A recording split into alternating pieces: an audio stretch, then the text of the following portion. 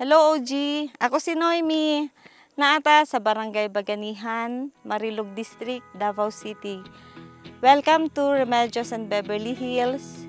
Tara, sulod ta.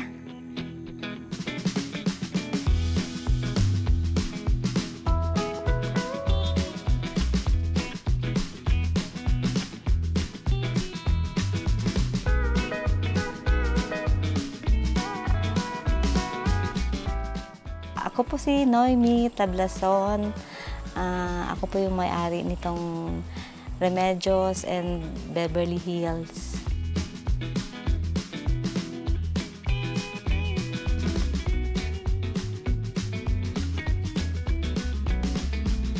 Dati, minsan may biyahe ako ng CDO.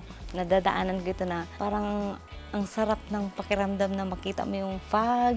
Pag dumadaan, kasi nakasakay lang ako minsan sa bus. Sabi ko sa anak ko, Kubi, gusto ko talaga makakuha ng area kahit tayuan lang natin ng kubo. Ayun, meron siyang nakita sa Facebook lang din.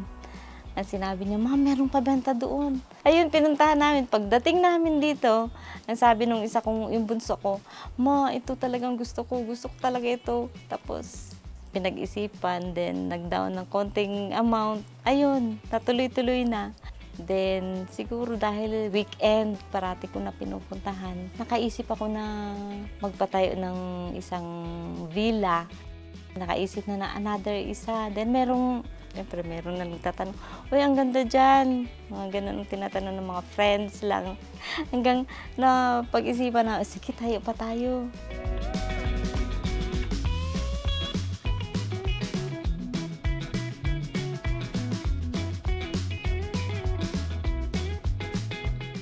Ang pangalan nito is Remedios and Beverly Hills. Pinangalan namin sa mother ko and sa auntie dahil dalawa lang sila magkapatid. Nakikita ko sa kanila na very close sila talaga magkapatid. Kaya ako din talaga ang nag-insist na pangalan ko sa kanila dalawa.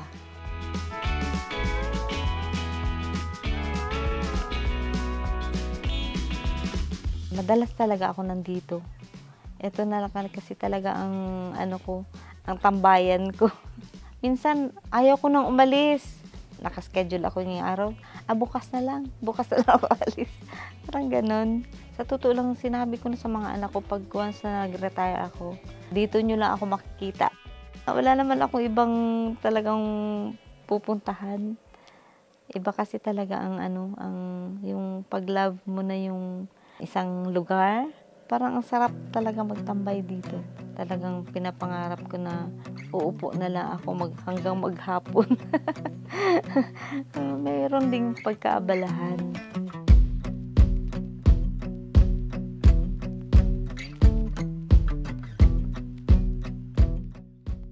Nag-iisip kasi ako noon kung ano talaga ang ipapatayo namin na design. Since parang napag-isipan ko naman din na retirement itong area na to. So, sa sobrang tingin-tingin ko lang din sa Pinterest. Ayun, nakikita ko yung mga gandang design. Kaya yun talaga ang ko sa mga anak ko na ito ang gusto kong design. Kahit na itong mga landscape, yun pa din ang tinitingnan ko kung paano kung gawin ko.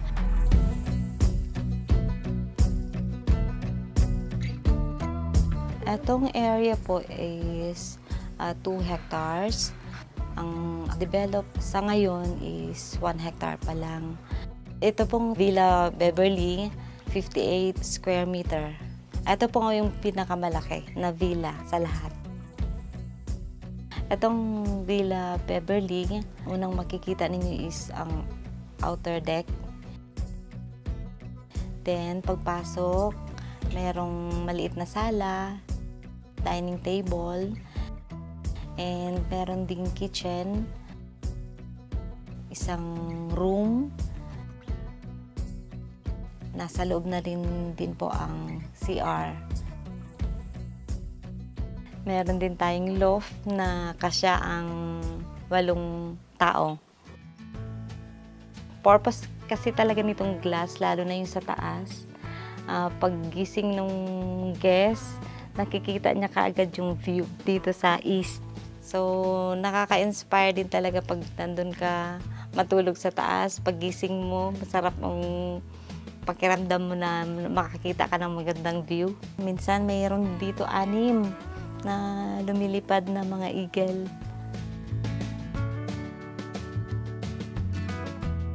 Meron din tayong outdoor lounge sa harap ng Villa Beverly. After dinner pala, tambay sila dyan. Mag-inuman.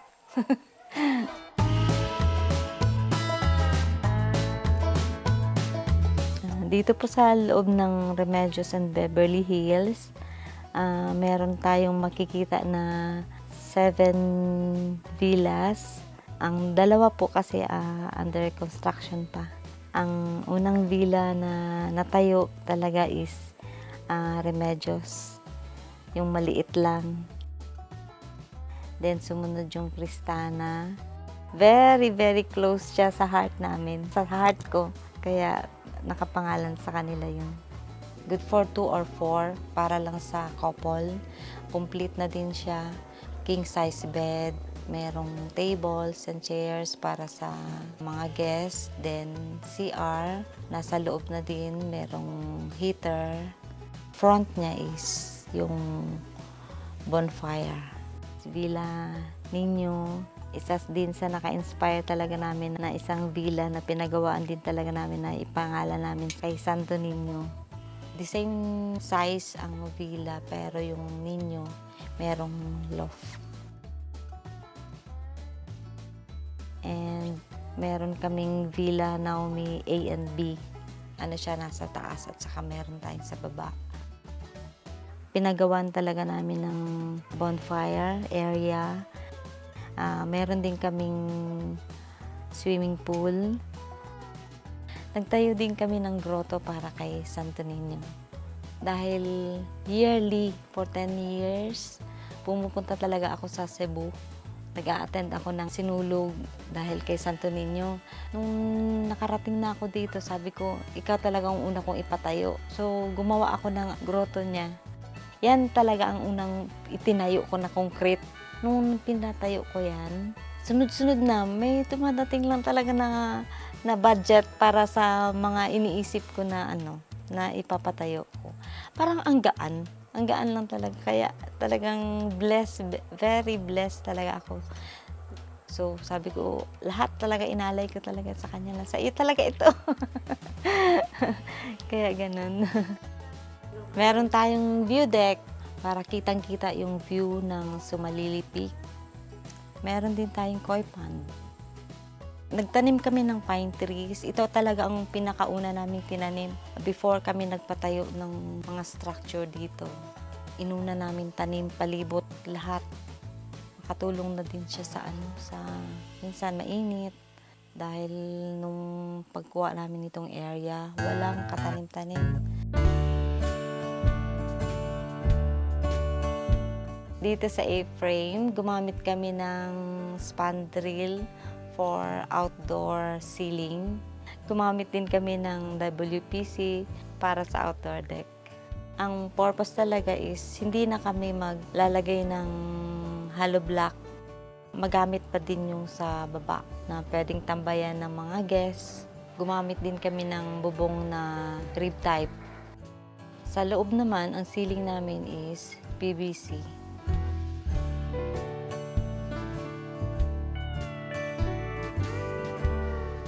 Ang problema kasi talaga, syempre yung materials from Davao City, magbibiyahe ka ng 1.5 hour. Gagastos ka talaga. Mas malaki yung gastos mo sa transportation at saka sa labor. So doon kami tinatamaan. Tsaka ang road, parati kami nag-aayos ng road dahil sa ulan. Hindi pa naman talaga siya develop yung road.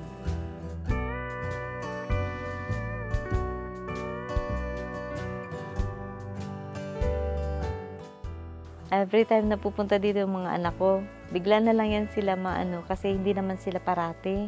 Minsan, once a month na makarating sila dito. Then, pagdating nila dito, meron na naman dagdag, meron na naman isang A-house, ng ganun. So, pag nag-stay sila dito, hindi sila uuwi agad. Inaabot sila ng 3 nights bago uuwi na naman sa kanila. Sila naman din nagsabi na, "Ma, yan na talaga ang retirement mo. Diyan ka na." Okay, talagang diyan na talaga ako. Kasi pag sa bahay, sa Davao, mainit, nasa kwarto ka lang. Dito nakakalakad ako every morning. Akyatin ko to, punta ako doon sa kabila, ikutin ko yung ibang at least nakaka-exercise.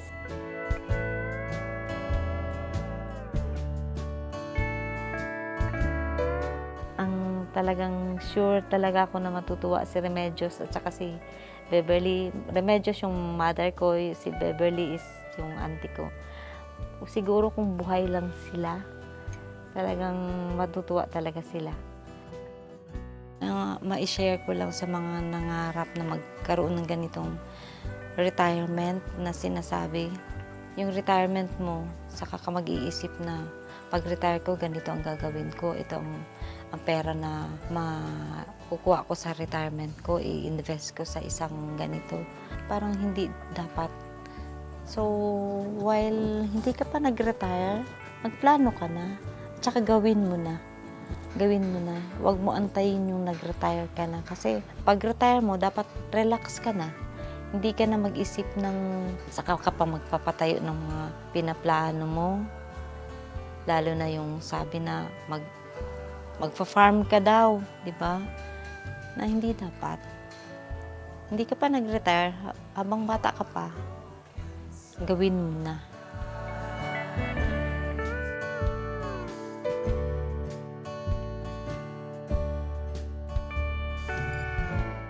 Want to share your house and get featured? Email us at stories.onlygood@gmail.com and tell us about your interesting home story. For more videos like this, subscribe to OG and be part of the community.